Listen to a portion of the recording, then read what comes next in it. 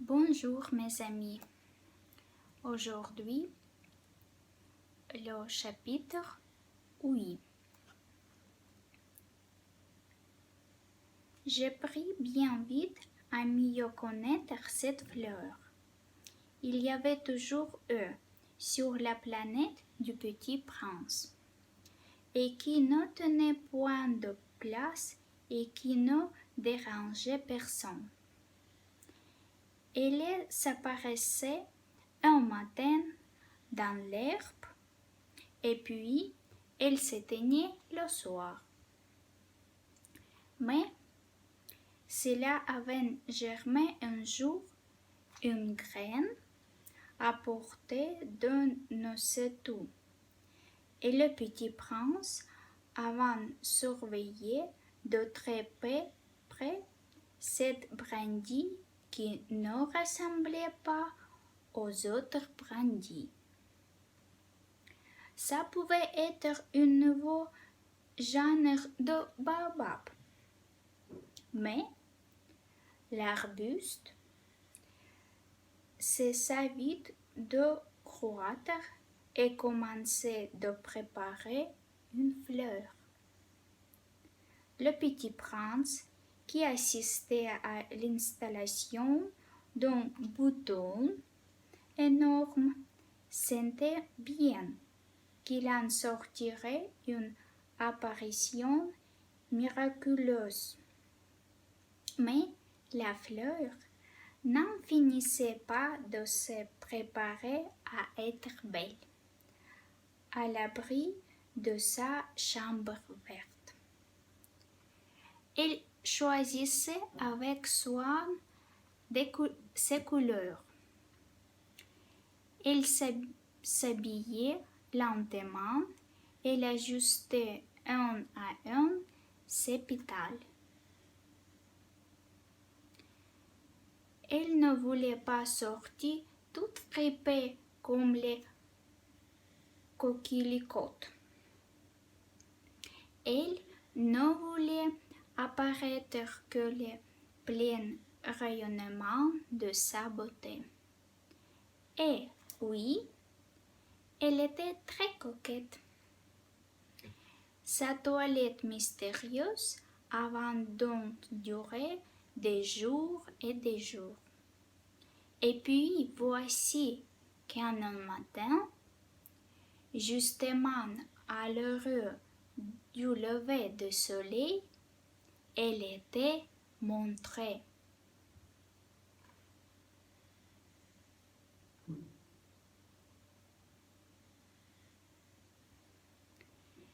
Elle qui travaillait avec tant de précision, dit-elle, ballant. Oh, je me réveillais à peine. Je vous demandais pardon. Je suis encore tout décoiffée. Le petit prince alors ne put contenir son admiration. Que vous êtes belle, n'est-ce pas? Répondit doucement la fleur. Et je suis née en même temps que le soleil.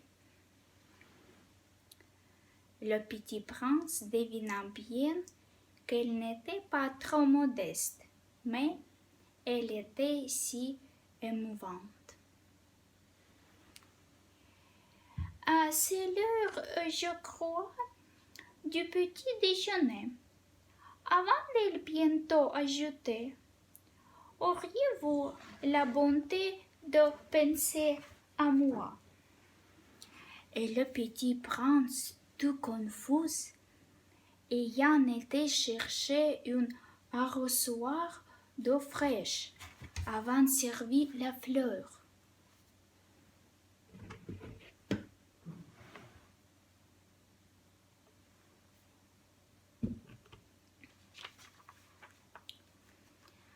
Ainsi, l'avait-elle bien vite tournement par sa vanité un peu ombrageuse. Un jour, par exemple, Parlant de ces 4 épines,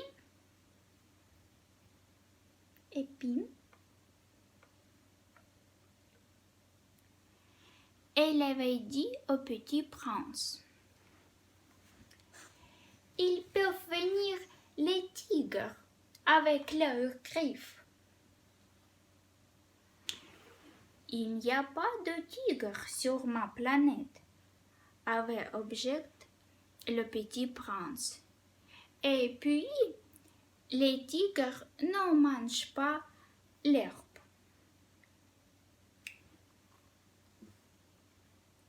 Je ne suis pas une herbe, avant doucement répondit la fleur.